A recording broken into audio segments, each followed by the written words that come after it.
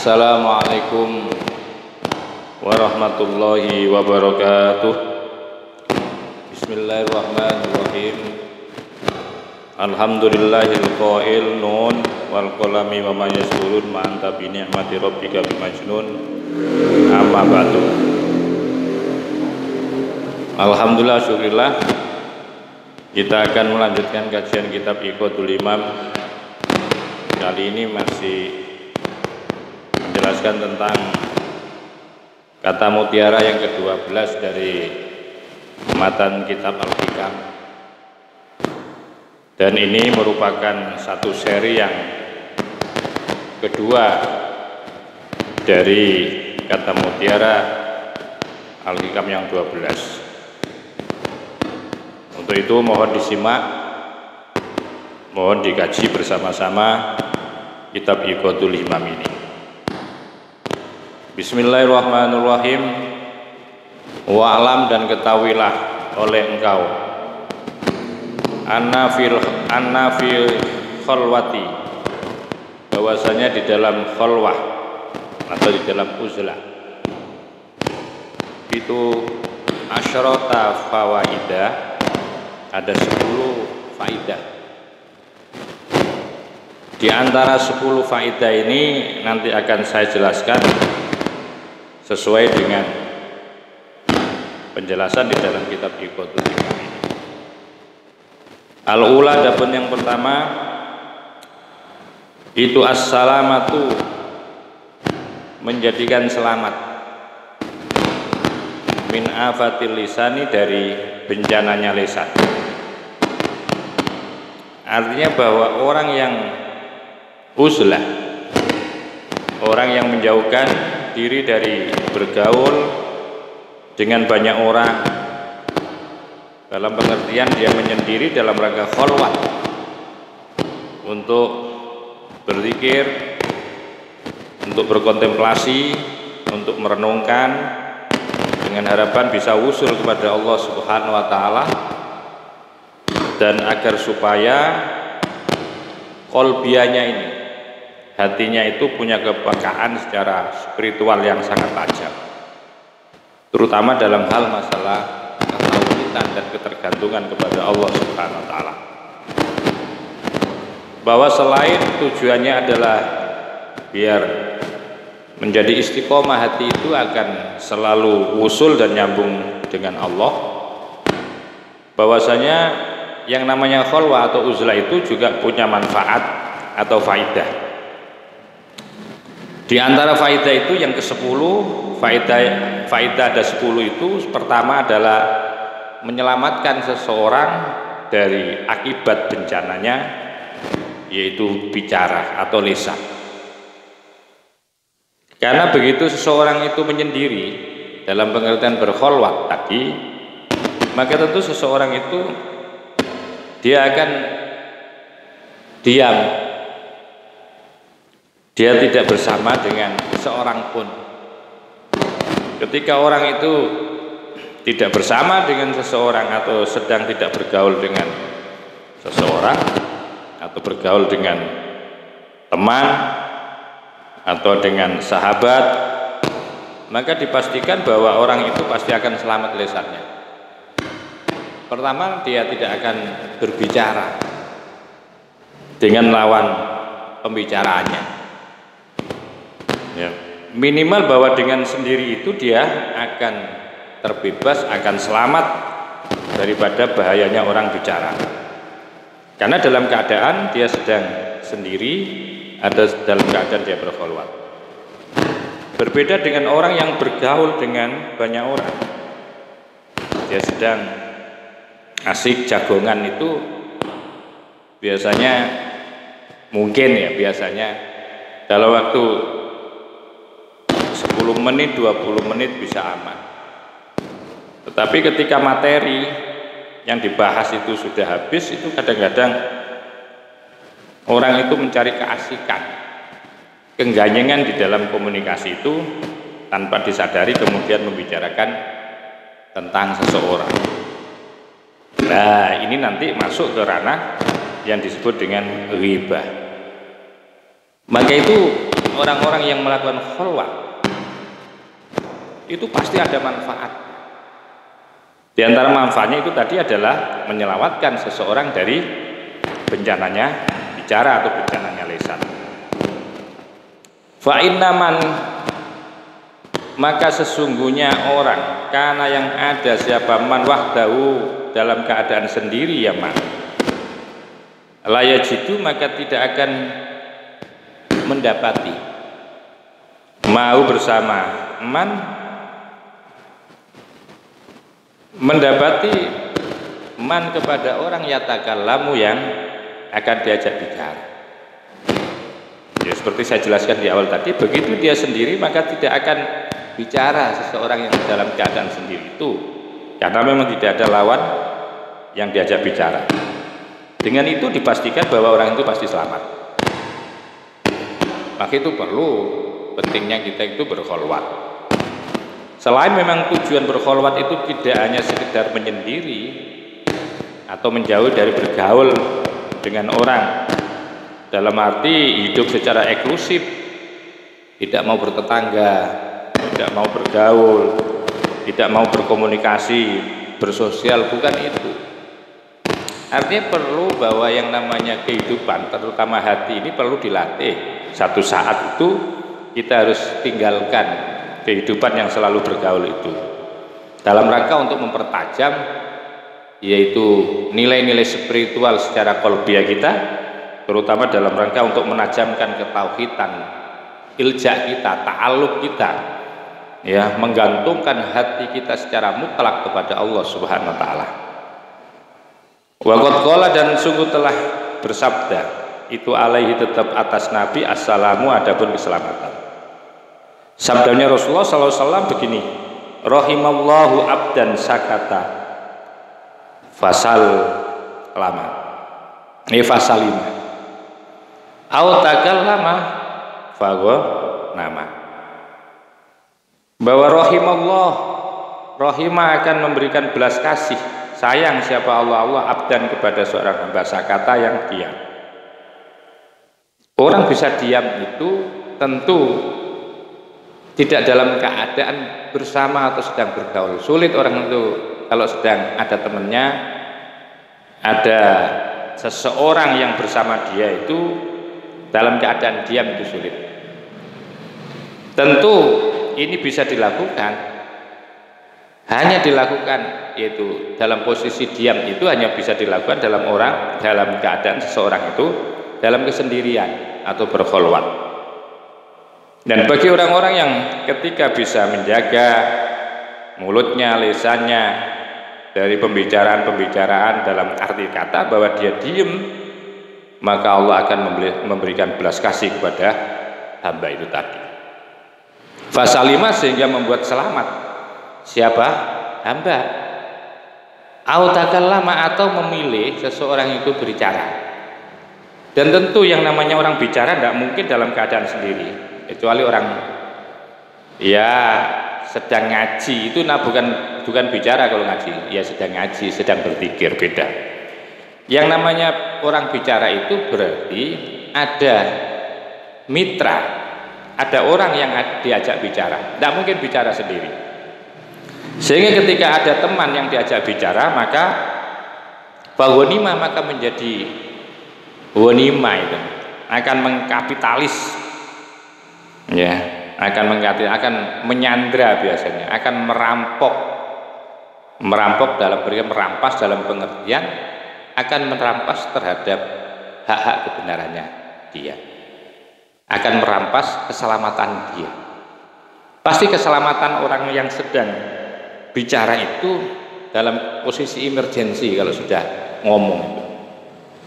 Dan kebenarannya itu akan dirampas oleh banyak hal, bisa menjadi riba, bisa nanti ngomong mencela orang, menghibah orang, ya, ngerasani orang. Itu yang dimaksudkan dengan bicara itu, maka seseorang itu fagonima, maka akan menjadi merampas siapa? Hamba.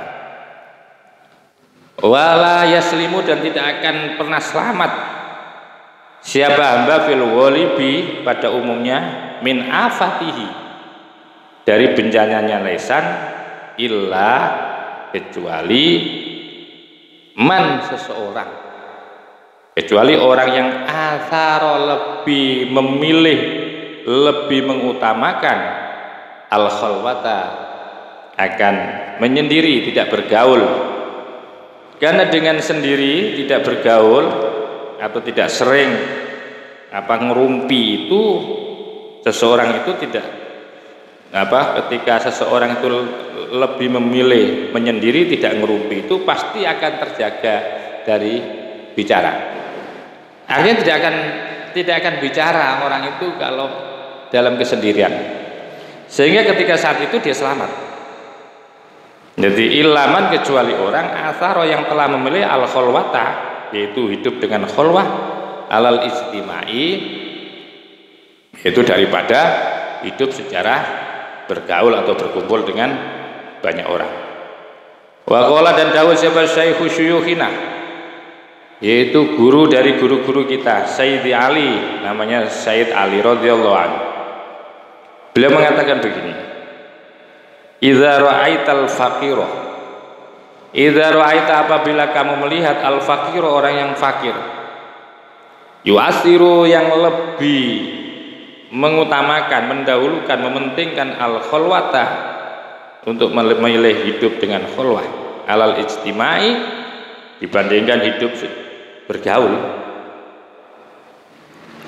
wasumta, dan lebih memilih diem alal kalami, daripada bicara, wasyama, dan lebih memilih puasa ala syabai, daripada kenyang. Fa'lam, maka ketahuilah olehmu, ketika kalau ada orang yang kamu lihat dalam keadaan orang itu fakir, dia lebih memilih berkholwah, lebih sering menyendiri, dalam pengertian bukan dia tidak mau bergaul, dalam pengertian dalam rangka untuk usul kepada Allah. Dan juga ketika engkau melihat orang yang banyak diem dibandingkan ngomong, dan ketika engkau melihat orang puasa, ya, lebih mengutamakan puasa daripada kenyang, maka ketahuilah bahwa anna habajahu qad usilah, bahwasanya anna habajahu, bahwasanya habajahu telah memenuhi hu akan man, qad usilah, dengan sungguh-sungguh telah dijadikan madu. Artinya bahwa orang itu berarti orang yang ketika lebih memilih berkholwah daripada bergaul, memilih diem daripada ngomong, memilih puasa daripada kenyang, bahwa orang itu sesungguhnya telah memenuhi, kalau Jawanya itulah ngadai, sesuatu yang akan dijadikan madu. Jadi sudah disiapkan, sudah dipenuhi dengan madu keutamaan yang berasal dari Allah SWT.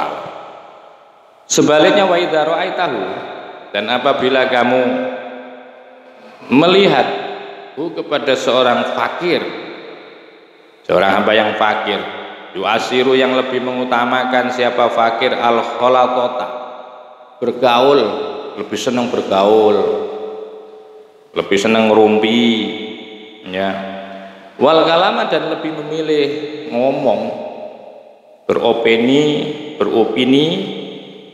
berkomunikasi dibandingkan diem, wasyab'a, dan memilih kenyang, ala diddiha, atas kebalikannya. Atas kebalikannya itu artinya bahwa orang itu lebih mengutamakan, yaitu bergaul dengan orang, artinya sering ngumpi, ya, sering ngopi bareng, ya, sering jagongan, dan sering ngomong, bahas apa-apa, dan juga kenyang, daripada aladidiyah, daripada melakukan yang sebaliknya. Fa'lam, maka ketahuilah, anna habajau khawin, anna habajau, maka sesungguhnya wadahnya, tempatnya seseorang itu, dalam pengertian ini, bahwa hatinya seseorang itu telah dipenuhi oleh khawiyun, oleh kekosongan. Hatinya itu berarti kosong. Berbeda dengan orang yang memilih dengan memilih apa tadi? Al-khalwa, menyendiri. Orang memilih daripada diem dan memilih dengan cara puasa, maka sesungguhnya wadah hati itu sesungguhnya sudah dipenuhi dengan madu-madu karunia Allah. Wa qala dan dawuh siapa? Syekh siapa ini? Fil Quti di dalam kitab Qutil Qulub ini adalah satu karya yang ditulis oleh seorang sufi yang sangat masyhur yaitu Abu Thalib Al-Maki.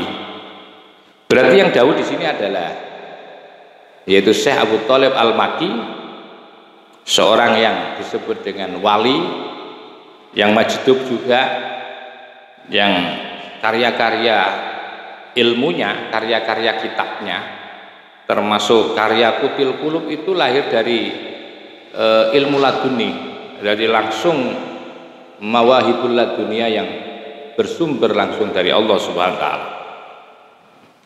Beliau mengatakan di dalam kitab Qutil Qulub, wa fi kasratil kalami, dan di dalam banyaknya ngomong, qillatul wara'i, adapun sedikit kewaroannya. Orang kalau sudah banyak ngomong, biasanya sedikit waroknya, menjaga itu sulit. Sedikit penjagaannya kepada hatinya, kepada hal yang haram itu sedikit. Wa adamut takwa, dan tidak dikategorikan orang yang bertakwa. Kalau orang banyak ngomong, ngalor ngidul ngomong, banyak ngomong. Wa tulil hisabi, dan termasuk dikategorikan orang yang pandang perhitungannya, panjang angan-angannya, cita-citanya itu panjang, pengen itu, pengen ini, pengen itu, banyak sekali. Wa nasrul kitabi, tentu bahwa orang yang banyak ngomong itu yaitu akan tersebar, ya. Wa nasrul kitabi, akan tersebar tulisannya, panjang biasanya nulisnya. Jadi wa nasrul kitabah, jadi tulisan orang-orang yang banyak ngomong itu biasanya panjang tulisannya. Wa kasratut thalibin, dan banyak menuntut, ya, banyak menuntut. Wa ta'alluqil madlumina bidzalimina, dan ada keterkaitan orang-orang yang didolimi dengan orang-orang yang mendolimi. Itu pasti itu, kalau sudah banyak ngomong itu seperti itu. Wa kasratul isyhadi, yang tidak kalah urgen adalah orang banyak ngomong itu adalah akan banyaknya kesaksian minal kiramil katibina, dari malaikat yang mencatat amal. Jadi catatannya itu kalau orang banyak ngomong itu banyak catatan amalnya. Kalau baik nggak masalah, kalau baik nggak masalah. Ini yang dikhawatirkan kalau ngomongnya itu bohong, kalau ngomongnya itu ghibah, kalau ngomongnya itu mencela orang, kalau ngomongnya ini bohong, kalau ngomongnya itu omongan-omongan yang jur, ya, yang fasik, omongan kotor, ini tentu akan menjadi banyak catatan-catatan, akan banyak catatan-catatan di catatannya malaikat kiramul katibin. Wa dawamul iradi anil malik, dan biasanya wa dawamul iradi, akan selalu berpaling anil malikil karimi, dari Tuhan yang menguasai, al-karimi, yang maha mulia. Karena apa? Li annal kalama, orang begitu banyak ngomong karena begini, li annal kalama, karena sesungguhnya ucapan itu miftahu kabairil lisani, menjadi pintu, menjadi kunci, ya, menjadi kunci, menjadi miftah, yaitu dosa besarnya yang ditimbulkan oleh lisan. Karena apa? Wafihi, dan tetap di dalam kalam itu al-kazibu, ada dosa yang namanya dosa bohong. Bohong itu juga dosa besar. Wa fihi, dan di dalam orang itu bicara itu al-ghaibatu, ada ghibah, ada al-ghibatu ghibah. Wa namimatu, ada mengadu domba. Orang adu domba itu juga dari mulut. Orang ghibah itu juga dari lisan. Wa zur, dan omongan yang kotor. Wal buhtan, dan kesombongan. Ya, wasuhdan wa fihi al-ghibatu wan namimatu waz-zur wal buhtan, dan kesombongan. Itu juga kadang-kadang muncul dari lisan. Dan itu menjadi kunci, ya, pembuka terhadap yaitu dosa-dosa besar yang ditimbulkan oleh lisan. Summa qala, kemudian dawuh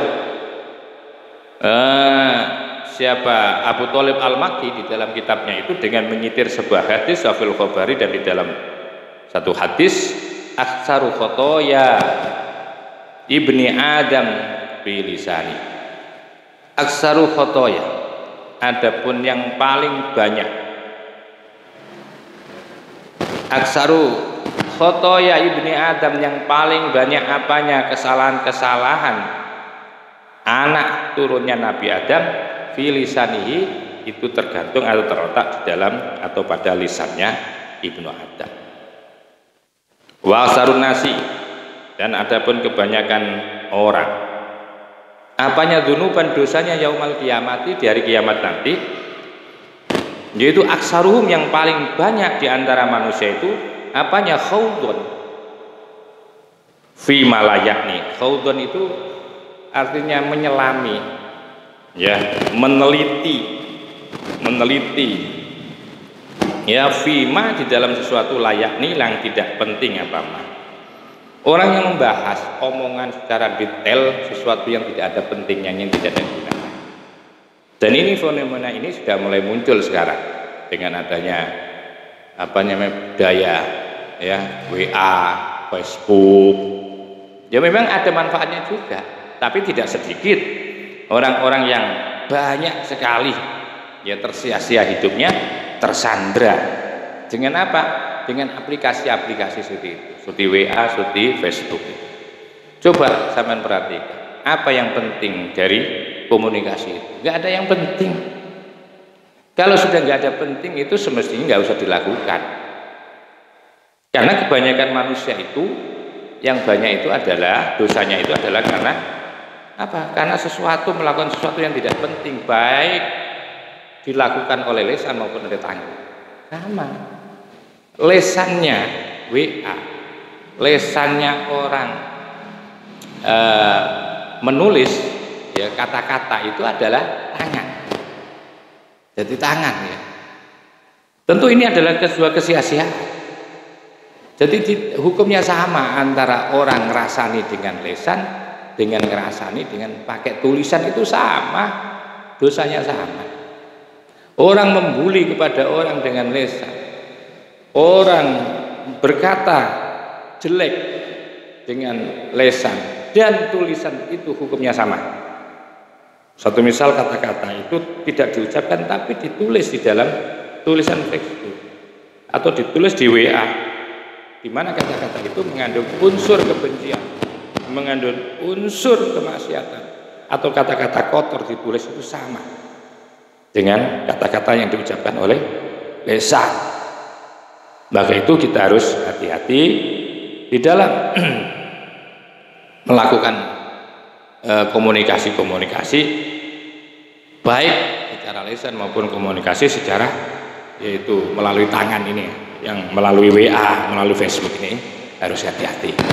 Ini merupakan satu kajian kita pada hari ini, yaitu tentang masalah faidah atau manfaat daripada kholwat. Dan insya Allah nanti akan dilanjutkan dalam kajian berikutnya yang terkait dengan faidah daripada kholwat.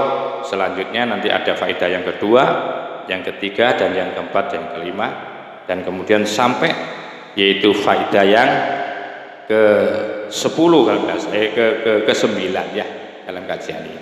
Mudah-mudahan kajian mengawali di awal penjelasan ini mudah-mudahan jadi ilmu yang manfaat. Wa akhiran wallahu muwaffiq ila aqwamit thoriq wa lafu minkum Wassalamualaikum warahmatullahi wabarakatuh.